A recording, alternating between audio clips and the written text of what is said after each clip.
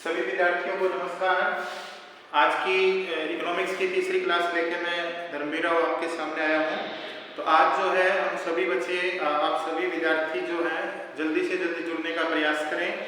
और आज की जो हमारी क्लास है वो मैक्रो इकोनॉमिक्स समष्टि अर्थशास्त्र का तीसरा चैप्टर रहने वाला है, जिसके ऊपर आज हम विचार करेंगे। छोटा सा चैप्टर है, 2 या 3 नंबर के इससे क्वेश्चन आते हैं, आराम से इसको हम समझने का प्रयास करेंगे। जैसा कि आप देख पा रहे हैं, आज का जो चैप्टर है इसका नाम है समष्टि अर्थशास्त्र की मूल धारणाएं। कुछ एक छोटी छोटी चीजें बच्चे जो मैक्रो इकोनॉमिक्स को आकार प्रदान करती हैं, अस्तित्व देती हैं, उन चीजों को मूल धारणाएं बोलते हैं। तो उनके बारे में हम आज थोड़ा सा जो है उसके ऊपर हम विचार करेंगे। तो समष्टि अर्थशास्त्र की मूल धारणाओं में सबसे पहले आते हैं बच्चे टाइप ऑफ गुड्स, यानी वस्तुएं जो हैं वो कितने प्रकार की होती हैं, उनके बारे में हम जो है अलग अलग से बात करेंगे। तो सबसे पहले जैसा कि मैंने बताया, इसके मूल धारणाओं के अंदर सबसे पहला आता है बच्चे वस्तुओं के प्रकार। वस्तुओं के प्रकार यानी वस्तुएं जो हैं वो कितने प्रकार की होती हैं, मूल धारणाओं के अंदर सबसे पहला कंसेप्ट आता है।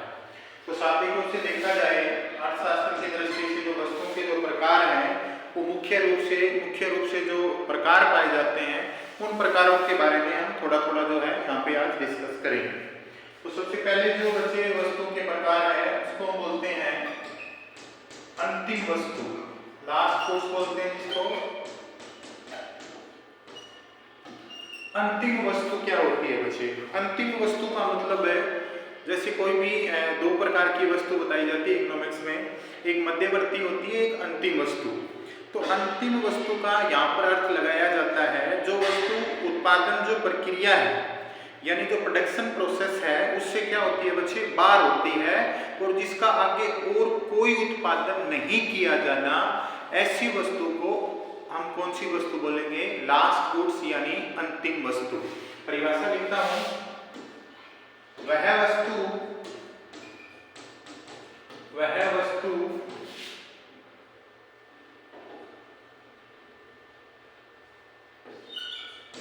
जो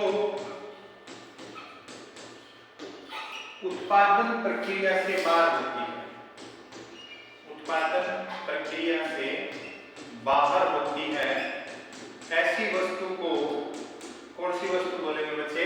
अंतिम वस्तु। बाहर का मतलब उसका आगे और उत्पादन नहीं किया जाना, या हम ये भी लिख सकते हैं उपभोक्ता के प्रयोग के लिए।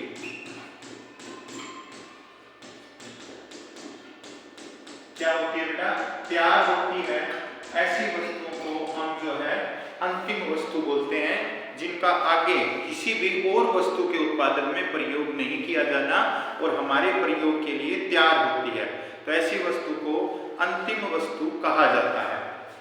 उसके बाद में बात करें इसी चरण के अंदर, तो दूसरे प्रकार की वस्तु होती है, उसको हम बोलते हैं बच्चे मध्यवर्ती वस्तु।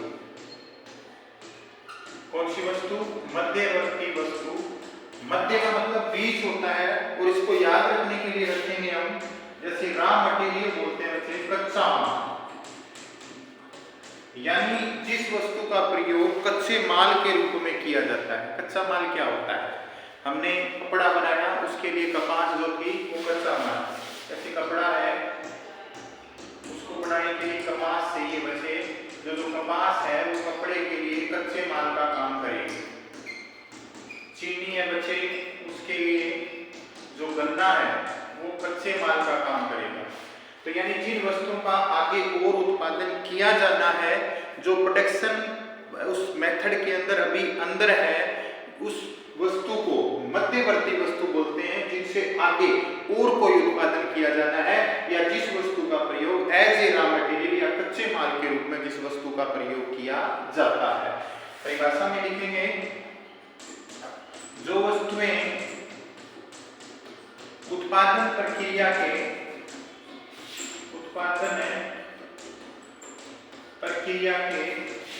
अंदर होती हैं, जो प्रोडक्शन प्रोसेस है बेटा उसके अंदर होती हैं, उन वस्तुओं को मध्यवर्ती वस्तुएं बोलते हैं, या जिन वस्तुओं का प्रयोग कच्चे माल के रूप में किया जाता है। ये थोड़ा सा बच्चे डिजिटल बोर्ड है, तो थोड़ी सी जो मात्राएं वगैरह है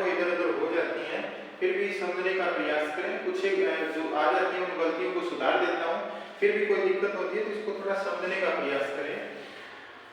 जो वस्तुएं कच्चे माल के रूप में प्रयोग में लाई जाती हैं उन वस्तुओं को हम मध्यवर्ती वस्तुएं बोलते हैं, और जो प्रोडक्शन जो मेथड है या प्रोसेस है उससे आउट हो जाती हैं, जो प्रयोगकर्ता के प्रयोग के लिए तैयार होती हैं, उन वस्तुओं को हम अंतिम वस्तुएं बोलते हैं। इकोनॉमिक्स में कई बार क्वेश्चन पूछ लिया जाता है कि क्या अंतिम जो है वो मध्यवर्ती हो सकती है, और क्या मध्यवर्ती वस्तु जो है वो अंतिम हो सकती है। इसके ऊपर कई बार प्रश्न पूछा गया है 1 नंबर या 2 नंबर में। तो लिखेंगे बच्चे हाँ, दोनों जो है अलग अलग प्रकार से मध्यवर्ती अंतिम हो सकती है और अंतिम मध्यवर्ती। जैसे बच्चे हम एक चीनी का उदाहरण लेते हैं, हम आटा जो है उसका उदाहरण लेते हैं। आटा हमारे घर के अंदर प्रयोग करने के लिए, रोटी बनाने के लिए हम प्रयोग करते हैं, हमारे लिए वो अंतिम वस्तु है। और यही जो आटा है कोई भी बिस्कुट बेकरी वाला बिस्कुट बनाने के लिए खरीद के लाता है, तो यहाँ वो आटे का कच्चे माल के रूप में प्रयोग करता है, तो यहाँ आटा मध्यवर्ती बन जाएगी। घर में चाय बनाने के लिए चीनी और वही मिठाइयाँ बनाने के लिए जो चीनी है वो मध्यवर्ती, घर में चाय बनाने के लिए या घर की उसके लिए प्रयोग करते हैं वो अंतिम। तो अंतिम मध्यवर्ती हो सकती है और मध्यवर्ती अंतिम हो सकती है। तो दो प्रमुख प्रकार के बच्चे, अंतिम वस्तु जो प्रोडक्शन जो वो प्रोसेस होती है उसके अंदर होती है, जिसका आगे और उत्पादन नहीं किया जाना। मध्यवर्ती जो उससे बाहर होती है, यानी कच्चे माल के रूप में जिस वस्तु का प्रयोग किया जाता है उसे मध्यवर्ती वस्तु बोलते हैं, जिसका आगे और किसी वस्तु के उत्पादन में जिसका प्रयोग किया जाना है। आगे चलिए, उसके बाद में जो अगला जो वस्तु का प्रकार है वो होता है बच्चे उपभोक्ता वस्तुएं। कौन सी वस्तुएं बच्चे? उपभोक्ता। उपभोक्ता कौन होता है? जो अपनी आवश्यकता पूर्ति के लिए, अपनी जो नीड्स है उनको फुलफिल करने के लिए गुड्स और सर्विस का यूज करता है। ऐसा व्यक्ति जो अपनी आवश्यकताओं को पूरा करने के लिए, संतुष्टि प्राप्त करने के लिए वस्तुओं और सेवाओं का प्रयोग करता है, उसे हम उपभोक्ता बोलते हैं, कस्टमर बोलते हैं, कंज्यूमर बोलते हैं। तो उपभोक्ता वस्तुएं कौन सी होती हैं? ऐसी चीजें जो हमारी आवश्यकताओं को पूरा करती हैं। मनुष्य की आवश्यकताओं को पूरा करने वाली प्रत्येक वस्तु को हम उपभोक्ता वस्तु बोलते हैं, कस्टमर गुड बोला जाता है। जैसे उपभोक्ताओं द्वारा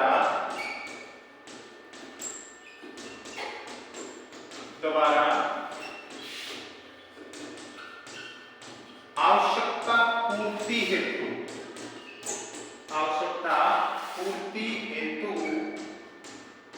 प्रयोग में लाई जाने वाली वस्तु, प्रयोग में लाई जाने वाली वस्तु जो है उसको हम उपभोक्ता वस्तुएं बोलते हैं। जो वस्तुएं हमारी आवश्यकताओं को प्रत्यक्ष रूप से संतुष्ट करती हैं या अपनी आवश्यकता पूर्ति के लिए जिन वस्तुओं का हम प्रयोग करते हैं उन्हें कस्टमर गुड कहा जाता है या उन्हें उपभोक्ता वस्तुएं कहा जाता है। उपभोक्ता वस्तुओं की अगर हम बात करें तो इसके कई प्रकार है बच्चे। पहला प्रकार है टिकाऊ, दूसरा है बच्चे अर्ध टिकाऊ, तीसरा है गैर टिकाऊ, तीसरा क्या है बच्चे? तीसरा है गैर टिकाऊ, गैर टिकाऊ, और चौथा है बच्चे सेवाएं। इन सभी को उपभोक्ता वस्तुओं में शामिल किया जाता है।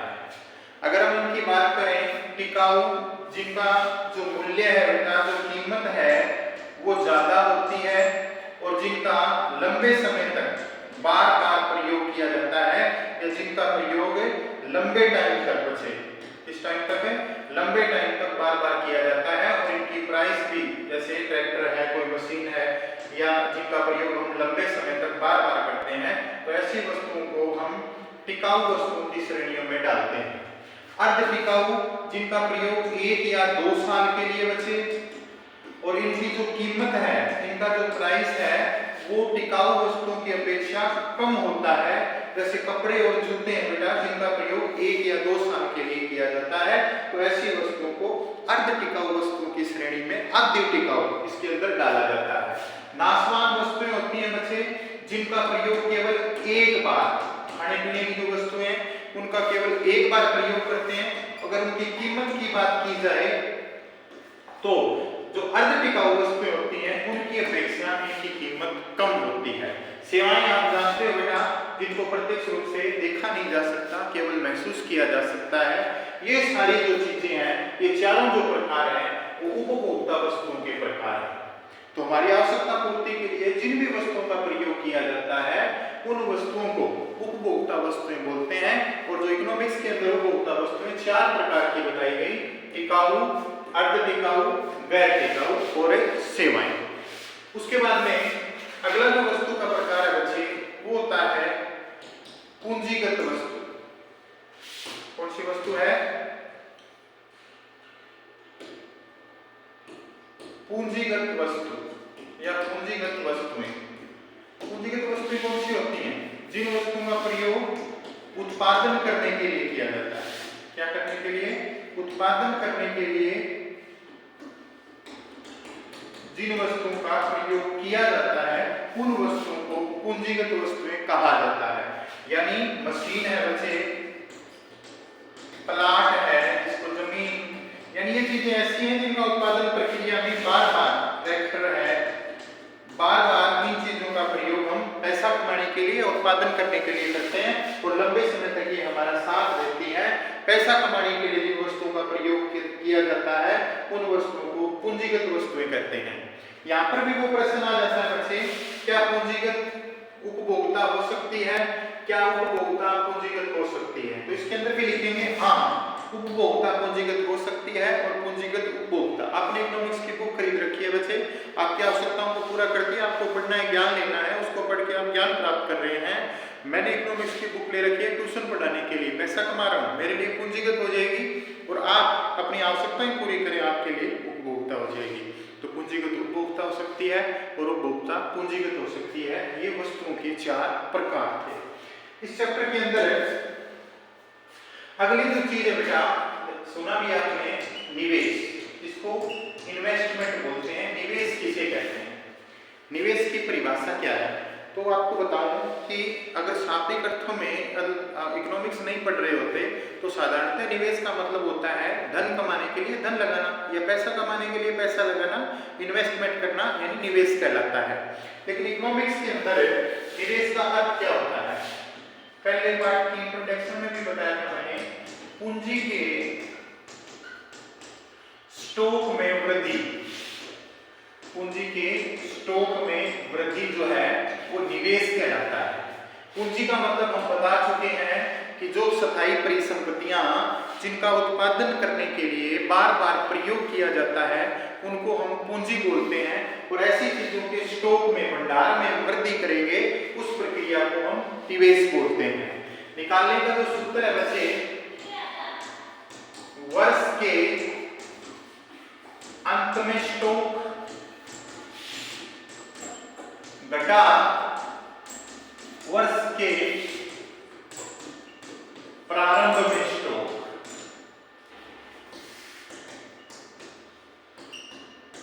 निवेश की परिभाषा बेटा, वर्ष कौन सा? वित्त वर्ष।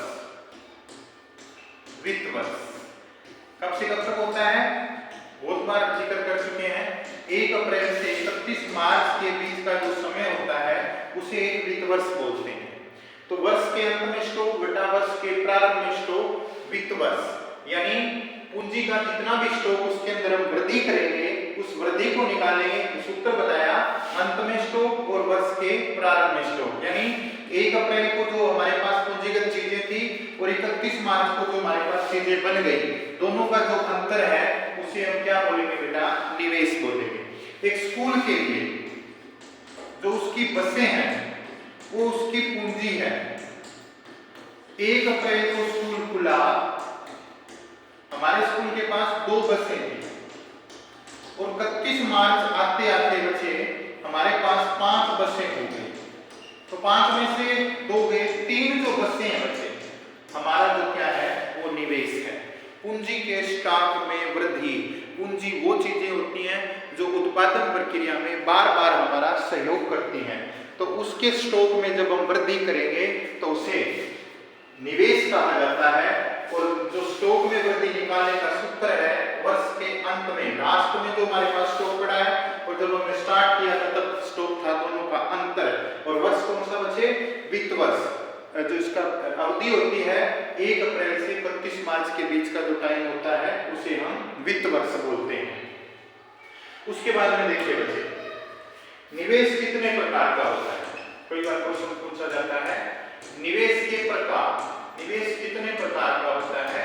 तो निवेश के प्रकार की बात करें तो बच्चे 2 प्रकार का।